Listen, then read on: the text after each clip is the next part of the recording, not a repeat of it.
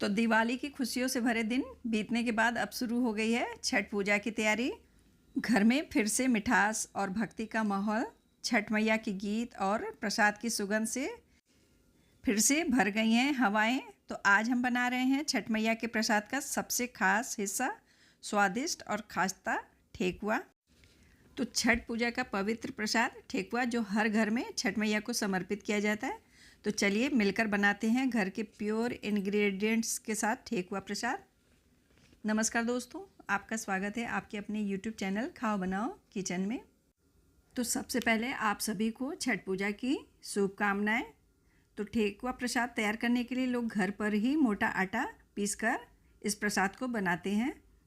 तो ठेकुआ के लिए सबसे पहले हम एक मोटा आटा तैयार करेंगे। इसके लिए एक मिक्सी का जार लेंगे और इसके अंदर 1 कटोरी गेहूं का आटा डालेंगे। फिर इसके अंदर मिक्स करेंगे आधा कटोरी सूजी और आधा कटोरी सूखे नारियल का पाउडर डालकर इसे मिक्सी में 4 से 5 सेकंड के लिए चला देंगे।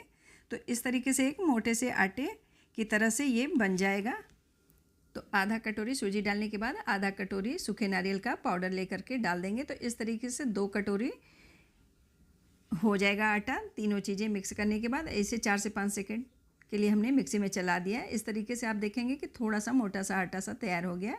अब इसे एक बाउल में निकाल लेंगे।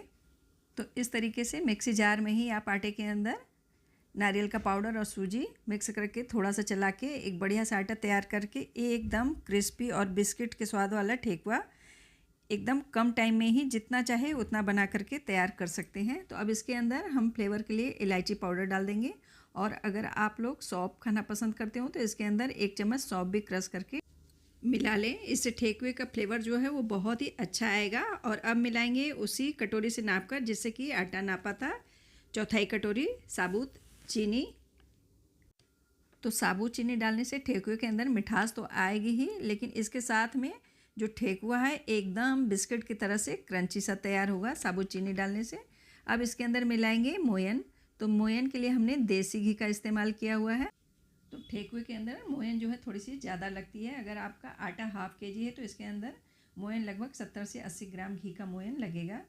तो जब मोयन मिक्स करने के बाद आप इसे हल्के हाथों से ही उठाकर देखेंगे तो इस तरीके से ये बंध जाए, इतनी मोयन लगाएंगे तो ठेकुआ एकदम खास्ता बनेगा। और अब आटे में इस समय यदि आप टेस्ट के लिए डालना चाहें तो काजू बारीक करके, किशमिश, सूखे नारियल को बारीक काट करके ऐड कर सकते हैं, लेकिन हमने नारियल का पाउडर ऑलरेडी पीस कर डाला हुआ है, इसलिए नारियल अलग से डालने की ज़रूरत नहीं है। मैं थोड़ी सी किशमिश ही डाल रही हूँ, वो भी बारीक काट कर। यदि साबुत किशमिश मिक्स करेंगे तो वो फ्राई करते वक्त बाहर निकलने लगेगी, इसलिए किशमिश डालनी हो तो बारीक करके ही डालें। तो सारी चीज़ें अच्छी तरीके से मिला लेने के बाद अब बारी आती है आटे को सानने की। तो इसके लिए आधा कटोरी चीनी को किसी पैन में डालकर इसके अंदर उसी कटोरी से नाप कर आधा कटोरी पानी डालकर चीनी को पिघला लेंगे।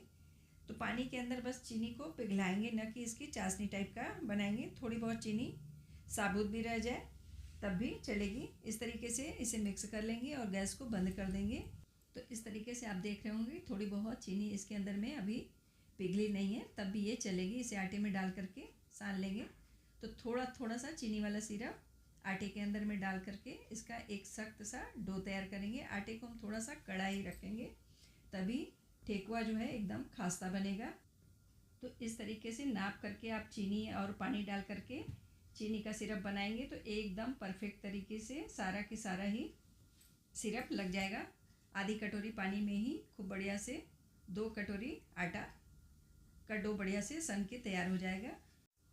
तो इस तरीके से ठेकुए का अच्छा सा डो बन के तैयार है। मैं इसे तोड़ के भी दिखा रही हूँ कि किशमिश बारीक काटने से इसकी किशमिश बहुत ही कम मात्रा में फ्राई करते वक्त बाहर आएगी। अब ठेकुए को फ्राई करने के लिए हम आँच पे घी, तेल जिसमें भी छानना चाहें उसे आँच पे रख देंगे और आँच को धीमी कर देंगे। जब तक घी गर्म होगा तब तक ठेकुए को बेल के तैयार करेंगे।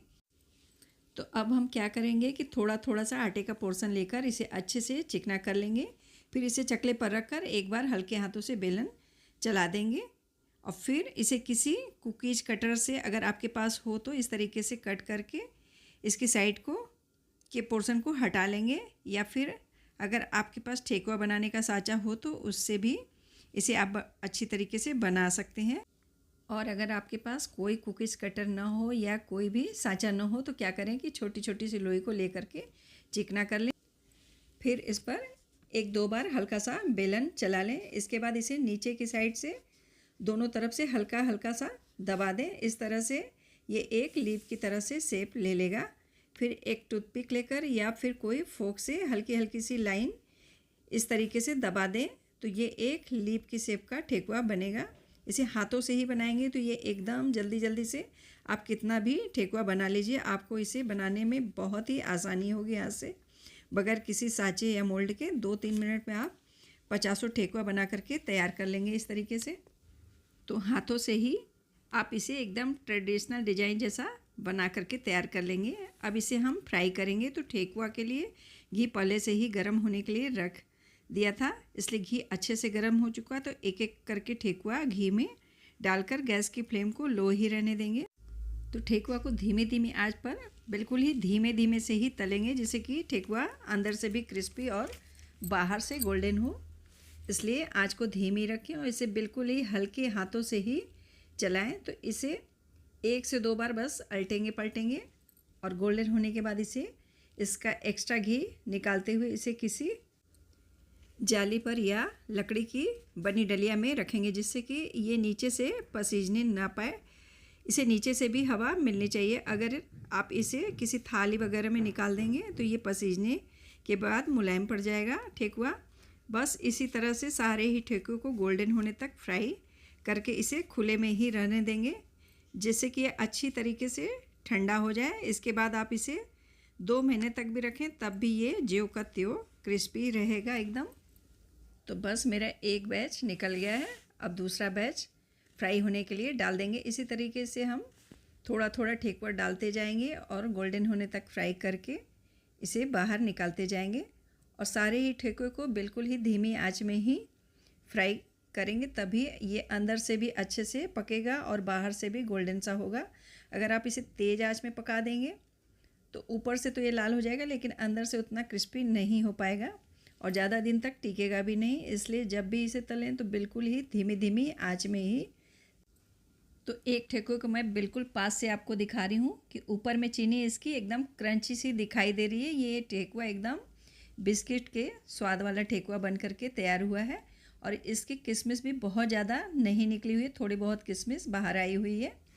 तो बस इसी तरह से सारे ही ठेकुए को गोल्डन होने तक फ्राई करके इसे खुले में ही रहने देंगे, जिससे कि ये अच्छी तरीके से ठंडा हो जाए। इसके बाद आप इसे 2 महीने तक भी रखें, तब भी ये ज्यों का त्यों क्रिस्पी रहेगा। एकदम बिस्किट के स्वाद वाला ठेकुआ बनकर तैयार है। कितना सुंदर खास्ता बना हुआ है ये ठेकुआ।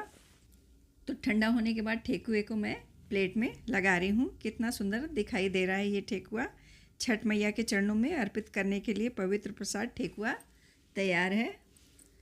तो इसका लुक आप देख सकते हैं कैसा लग रहा है। ये ठेकुआ एकदम बिस्किट की तरह दिख रहा है, बिल्कुल ही नारियल के बिस्किट के स्वाद का ये ठेकुआ है। अगर आपने नारियल के बिस्किट को खाया होगा तो वही स्वाद आपको इसमें आएगा। दोस्तों, इस ठेकुए को हमने चीनी से ही बनाया है और अगर आप चाहें तो चीनी के सिरप की जगह पर गुड़ का सिरप बनाकर उससे इसके आटे को भी सानकर ठेकुए को बना सकते हैं। ये ठेकुआ चीनी गुड़ दोनों के साथ में आप अपनी इच्छानुसार बना सकते हैं, बाकी सारी चीज़ें सेम रहेंगी। तो इसे मैं तोड़ करके भी दिखा रही हूँ कि कितना खास्ता और क्रिस्पी बना हुआ है ठेकुआ। तो दोस्तों, रेसिपी पसंद आई हो, अगर आपके लिए ये रेसिपी हेल्पफुल हो तो वीडियो को लाइक, शेयर और चैनल को सब्सक्राइब जरूर करें। आप सभी को मेरी तरफ से छठ पूजा की हार्दिक शुभकामनाएं। तो मिलते हैं नेक्स्ट रेसिपी के साथ। Thank you.